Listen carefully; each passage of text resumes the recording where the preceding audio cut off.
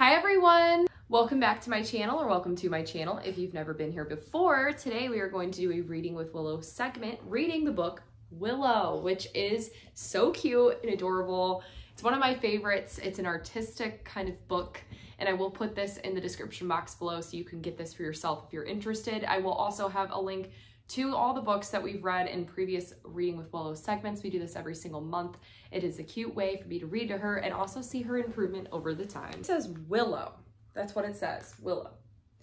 You open it up, it's super colorful and yeah, okay. Willow. Students sat in their rows, silent and still, like eggs in a carton, except for Willow. Rosy-cheeked Willow twisted around in her seat to look out the window. Face forward, young lady. Miss Hawthorne's icy blue eyes glared at Willow. Willow shivered. Miss Hawthorne's moods were as dark as her clothing. One day in September, Miss Hawthorne handed out paper, paintbrushes, and paints. She told her students to make pictures of a tree and hung an example on the board. All the students painted trees with straight brown trunks and round green chops. Everyone except Willow. "Who ever heard of a pink tree?" Miss Hawthorne asked with a frown. "That's what I saw when I closed my eyes," said Willow. A few students giggled. Sam snorted, "Pink stinks." The next week, Willow carried her well-loved art book to school. In it was a picture of a flamingo pink tree painted by a famous artist. "Look!" Willow pointed, giving Miss Hawthorne her most magical smile. Miss Hawthorne glanced at the picture, then turned away with a scowl. "Horrid little girl," she muttered as Willow skipped off. In October, Miss Hawthorne passed out paper, paintbrushes, and paints. She told her students to make pictures of an apple tree and hung an example on the board. All the students painted trees with straight brown trunks, round green tops, and red apples, everyone except Willow. Miss Hawthorne pointed with a long, bony finger. "Look at the mess you've made. And there's no such thing as a blue apple." "But that's what I saw when I closed my eyes," said Willow. Some of the students giggled. Some laughed especially hard. "Yeah, who ever heard of a blue apple?" The next week, Willow carried her well-loved art book to school. She showed Miss Hawthorne a picture of a tree with blue apples. Then she reached into her backpack and took out a blue apple. "This is for you," she said, handing it to Miss Hawthorne. Miss Hawthorne's face turned crimson. "Horrid little girl," she muttered as Willow skipped off. Autumn flew past. Willow always seemed to be in trouble in Miss Hawthorne's class. "Stop daydreaming, Willow. You broke another crayon, Willow. Willow, put that book away." Most of all, Willow got in trouble for not painting things the way Miss Hawthorne wanted her to. The day before winter vacation began, students brought presents for their teachers. No one brought a present for Miss Hawthorne, except for Willow. Miss Hawthorne stood at the window watching Willow and the other students board their buses. She wasn't in any hurry to leave. No one was waiting for her at home. Miss Hawthorne walked to her desk. She was surprised to see a gift. No one ever gave her gifts. "To Miss Hawthorne, my art teacher, from Willow."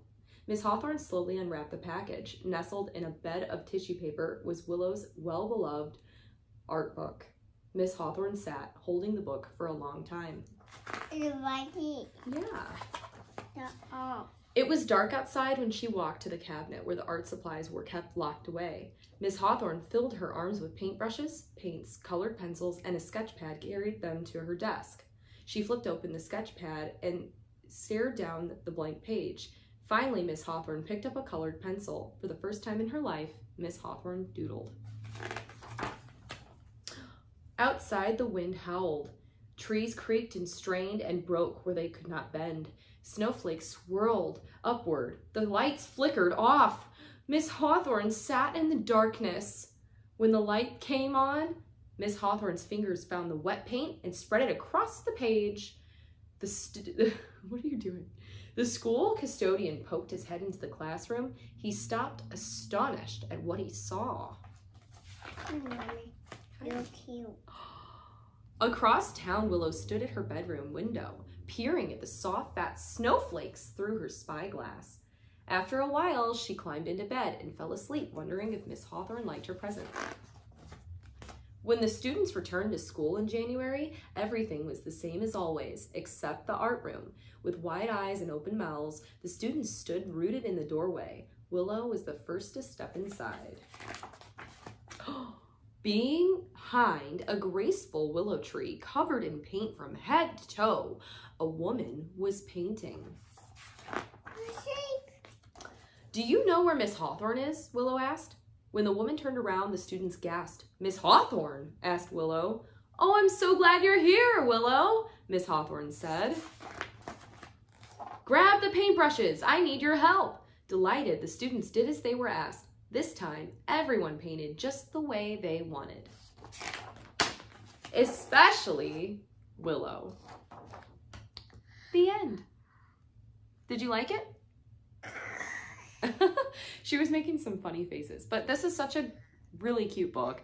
I love the message behind it. I love that the name is Willow. How unique is that? So thank you for a little bit longer of a book today. I'm happy this one participated. It's kind of close to nap time for her, and it's time for us to head out. We're gonna actually go to the library and go get ourselves some new books. So thank you for being here. Please subscribe to my channel if you haven't already. Click the bell button to be alerted when I post. I upload a new video every Monday and Thursday mornings at 8 a.m. Central Standard Time. And as always, stay sassy. Bye guys.